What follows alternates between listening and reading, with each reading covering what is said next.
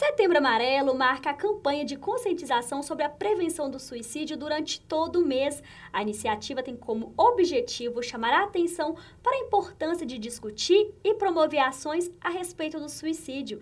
De acordo com a Associação Brasileira de Psiquiatria, desde 2014, em parceria com o Conselho Federal de Medicina, o Brasil realiza essa campanha de conscientizar a sociedade e fomentar com informações relacionadas à prevenção do suicídio no país. Em sua 9ª edição, o tema desse ano é Se Precisar, Peça Ajuda. Vale ressaltar que a campanha é realizada durante todo o mês de setembro. E para falar sobre essa campanha tão importante, eu recebo hoje no Minas em Pauta a psicóloga Ciliane Mercedes Medina. Seja bem-vinda. Obrigada pelo convite, né, de poder participar e poder estar ajudando naquilo que a gente que for pertinente, né? Exatamente, ainda mais um assunto tão importante, quanto esse. Que é o Setembro Amarelo. Então vamos começar, né? Vamos. Ciliane, me fala, qual que é o principal objetivo do Setembro Amarelo?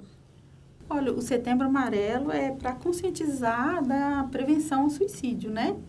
E é o tema principal, né? E a importância de discutir o assunto, porque nem todo mundo conhece esse assunto, assim, para poder aprender a lidar com isso, né?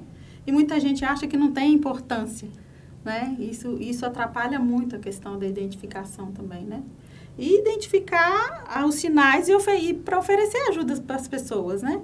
Porque nem sempre as pessoas se manifestam, né? Exatamente. Você falou sobre conscientizar, né? Qual que é a melhor forma de conscientizar as pessoas sobre o Setembro Amarelo?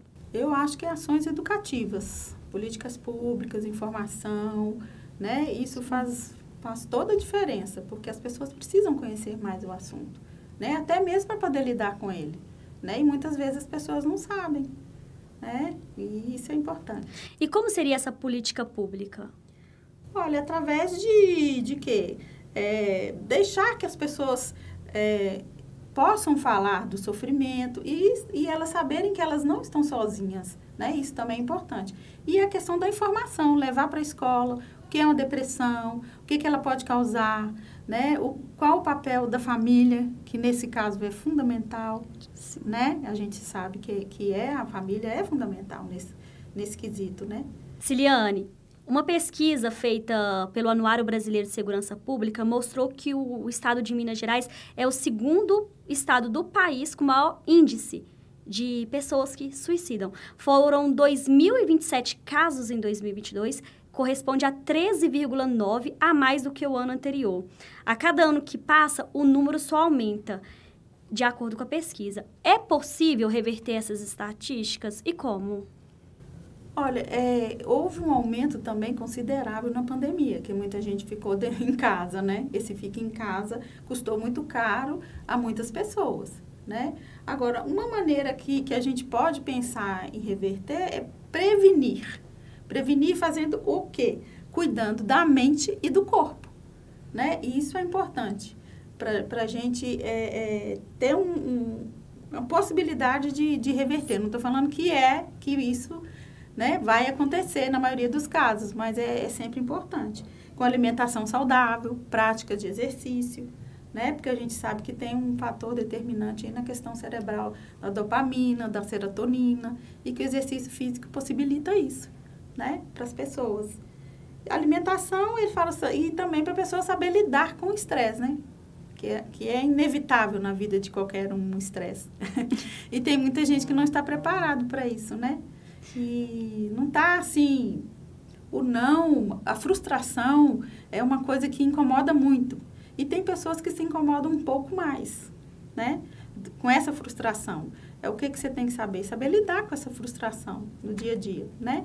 E a questão do exercício físico e alimentação também é importante nesse caso. Alivia. E você falou dos sinais de suicídio, né? Os sinais de suicídio iminente são claros? Geralmente, essas pessoas, elas verbalizam a ideia antes? Olha, pode até ser que elas façam isso, mas as pessoas não percebam, né? Mas o que a gente que a gente precisa prestar atenção é na questão das mudanças de comportamento. Nossa, fulana era assim, hoje ela não faz isso. Mas não é só uma coisa, porque são vários sintomas, né?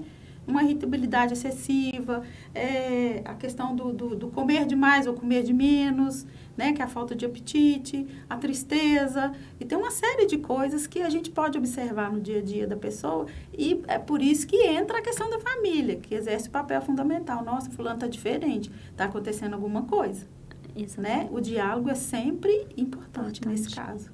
Né? Tanto que eu ia te perguntar, ter um bom relacionamento familiar, uma rede de apoio pode salvar vidas? Você disse que ter esse contato com a família é muito importante, né? Pode evitar que uma coisa mais grave aconteça, com certeza. Porque a família está aberta a essas coisas, né? Da pessoa perceber a diferença, o que está acontecendo, comportamento, conversar, o que está acontecendo, porque muitas vezes a pessoa não se abre, né? As pessoas não se abrem nesse caso. Então, tem esse acompanhamento, todo esse acolhimento da família, né?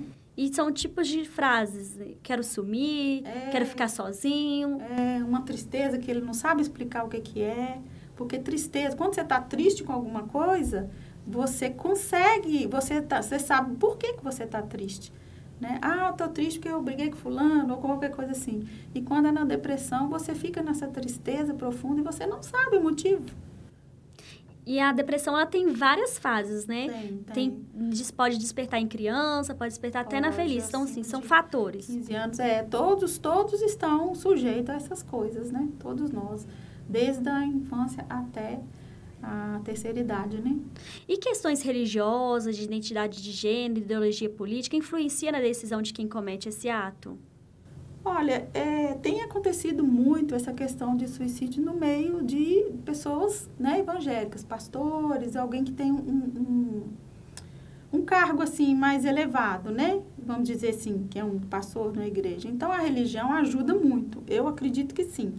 Porque ela pode ajudar você a manter uma saúde mental, assim, controlada, vamos dizer, né?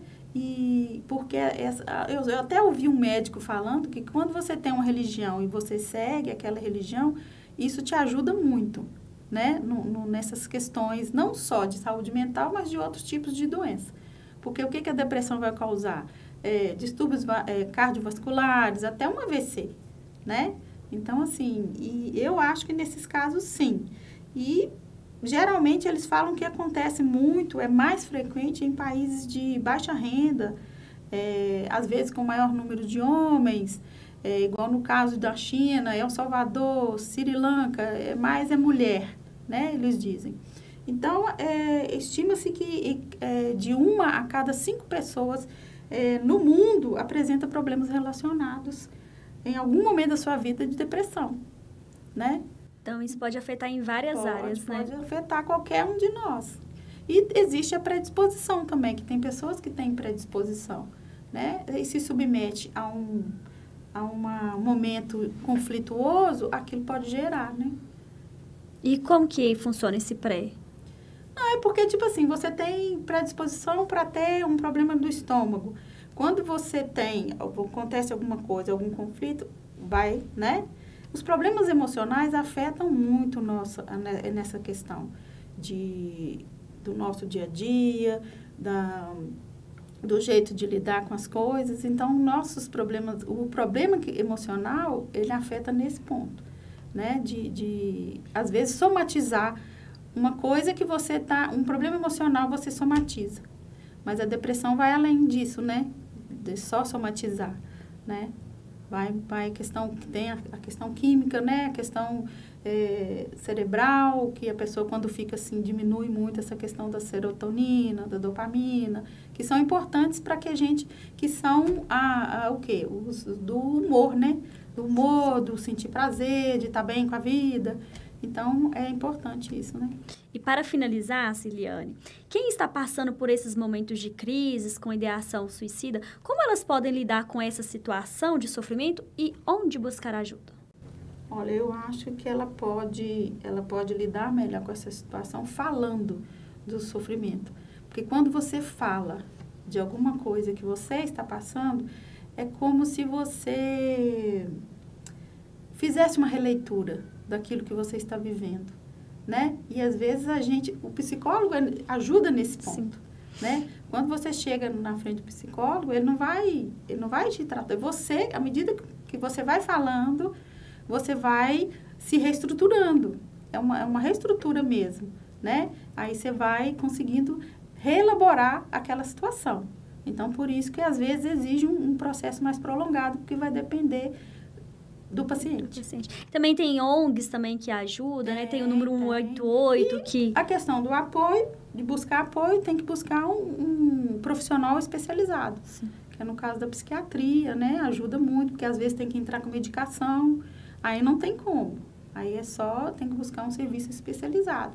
E isso tem lugares, né? No SUS, eu acho que eu fiquei sabendo que existe equipes multidisciplinares que acompanham as pessoas, a questão de medicação.